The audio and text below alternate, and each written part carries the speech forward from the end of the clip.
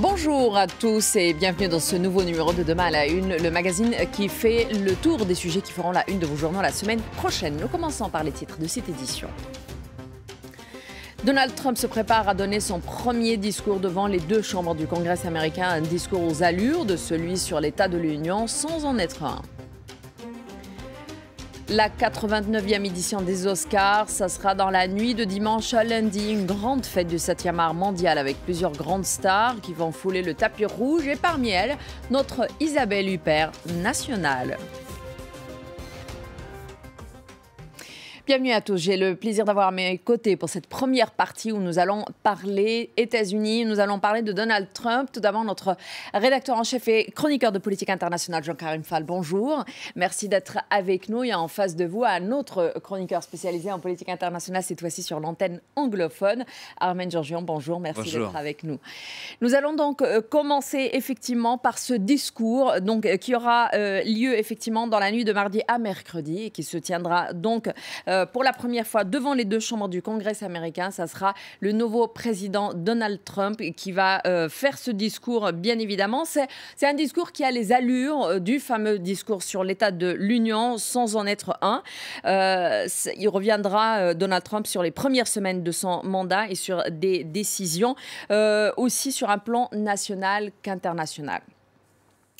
Donald Trump a été invité donc à s'exprimer devant le Congrès américain. C'est la coutume qu'il soit invité. Il l'a été par Paul Ryan, donc le président de la Chambre des représentants. C'est une tradition pour le nouveau président instauré depuis Ronald Reagan. Je commence avec vous, Jean-Karim. Oui, c'est une tradition à laquelle aucun président américain ne peut se soustraire, donc Donald Trump s'y prête. Mais cette fois-ci, je pense qu'à la différence des autres présidents, en tout cas, moi, c'est une impression que j'ai. On aura affaire, je pense, à un président nouvellement élu, mais un président sur la défensive. Si on observe Donald Trump depuis quelques semaines, il y a visiblement un peu de fébrilité chez cet homme-là. Il attaque tous azimuts. Et cette fébrilité s'explique peut-être aussi par le fait... Et là, on en revient, au côté nouveau président, par le fait que c'est le nouveau président qui a le taux d'impopularité le plus important, le plus bas.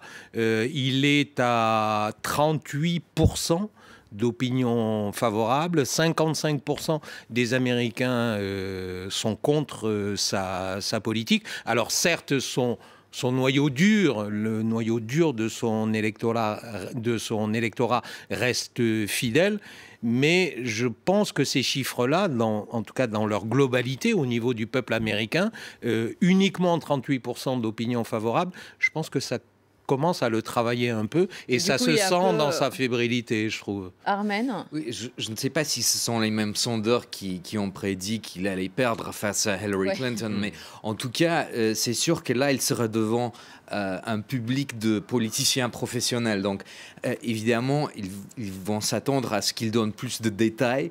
Quelle est sa politique au juste? Quelles sont ses priorités? Là, il ne va pas suffire de s'exprimer de manière fébrile comme il l'a fait jusqu'à maintenant. Voilà, et ça va être... Enfin, en tout cas, je pense qu'ils vont s'attendre à une différence de son discours d'investiture le 20 janvier, quand il a parlé du carnage américain. Ce ton-là, ça ne va plus suffire dans ce contexte-là. Alors justement, parlons du contexte. Depuis 2006, c'est la première fois où nous avons le Parti républicain qui contrôle les deux chambres du Congrès américain, et de la Maison-Blanche, bien évidemment. Mais est-ce qu'aujourd'hui, les républicains sont tous derrière leur président? Est-ce qu'ils soutiennent Donald Trump pour qu'il soit...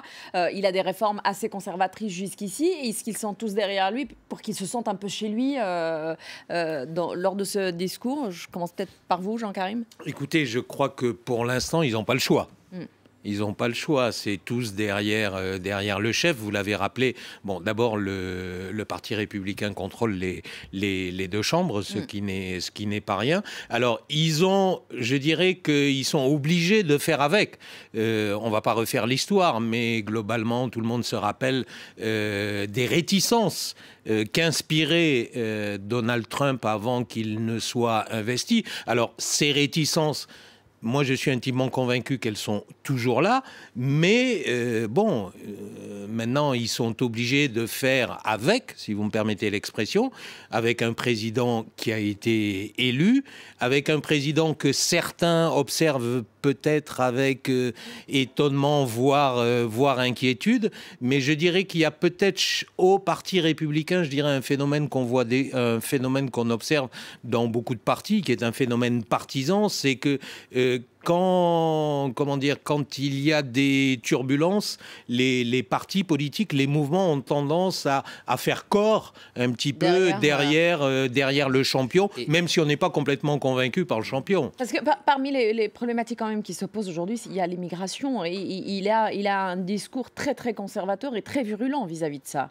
Tout à fait, mais je pense que sur les pommes de discorde dont on a parlé depuis un mois à peu près, c'est-à-dire qu'il n'est pas sur la même longueur d'onde sur certains sujets que les républicains au Congrès, finalement, ils n'ont pas tellement résisté ou ils ne sont pas emportés contre, par exemple, quand il a annulé ce partenariat transpacifique, donc sur le libre-échange dont on disait qu'il n'était pas sur la même longueur d'onde que les républicains au Congrès. On n'a pas vu un tollé parmi ces gens-là au Congrès. Sur la Russie aussi, il faut dire que ce n'est qu'une poignée de sénateurs qui le critiquent sur ça. Évidemment, les médias font beaucoup l'écho à cette critique de John McCain, mais finalement, j'ai l'impression que la vraie priorité pour ses collègues, pour les républicains au Congrès, c'est la loi sur la santé, c'est de remplacer Obamacare et d'arriver à le faire de manière efficace d'ici les élections du mi-mandat de 2018. Ça, c'est une échéance très importante pour les républicains. Je pense qu'ils sont beaucoup plus tournés vers ça que vers la politique étrangère dont on parle beaucoup, évidemment, dans les médias non américains. Alors, justement, ce dont on parle beaucoup, c'est effectivement l'immigration, comme je le disais, et nous avons Amnesty International qui vient d'épingler ce qu'elle décrit comme le discours haineux propagé par le nouveau président américain. C'est quelque chose qui ne dérange pas dans les rangs des républicains ? Écoutez, pour l'instant, non, visiblement, puisque ça fait, je dirais, presque partie de l'ADN du Parti républicain. Notamment, il ne faut pas l'oublier, vous savez, ce parti a été travaillé à l'époque par la frange quasiment extrême qui était regroupée au sein du Tea Party.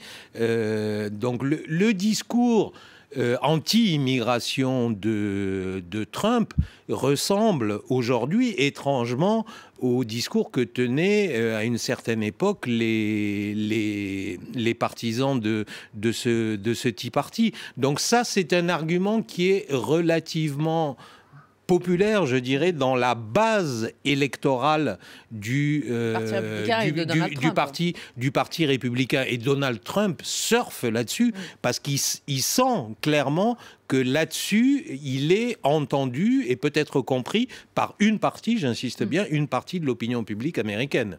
Armel, le Washington Post a décortiqué l'emploi du temps de Donald Trump pendant ce premier mois à la Maison-Blanche. Alors, on a quelques chiffres qui sont assez intéressants, puisqu'en un mois, c'est 744 heures exactement, passées, entre autres, à faire pendant 25 heures à jouer au golf, 18 heures à tweeter et 6 heures à signer des décrets. C'est vraiment un président différent, Donald Trump. Évidemment. Et un mot sur Twitter.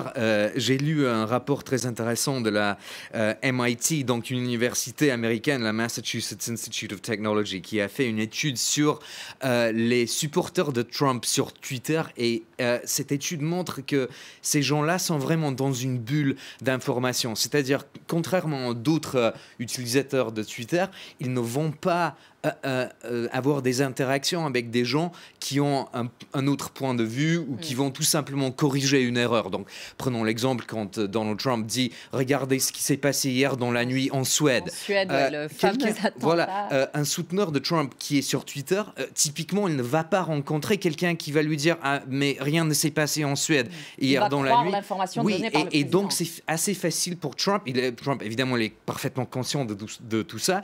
Et c'est facile pour lui, finalement, de construire cet univers alternatif, ce qu'on appelle alternative facts, les faits alternatifs. Et c'est une manière excellente de garder cette base mobilisée pour l'élection de 2020, d'ailleurs. Il ne reste plus beaucoup de temps et j'aimerais parler de politique internationale. Donald Trump va donc en parler aussi, normalement, dans ce discours. Ce qui est très clair, c'est qu'il ne veut plus que les États-Unis jouent un rôle de gendarme du monde.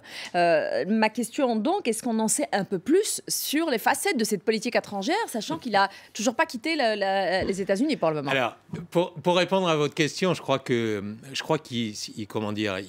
c'est un grand prestidigitateur, Donald Trump. Le plus bel exemple, c'est son positionnement sur le dossier explosif israélo-palestinien. Il reçoit le Premier ministre israélien. Qu'est-ce qu'il dit?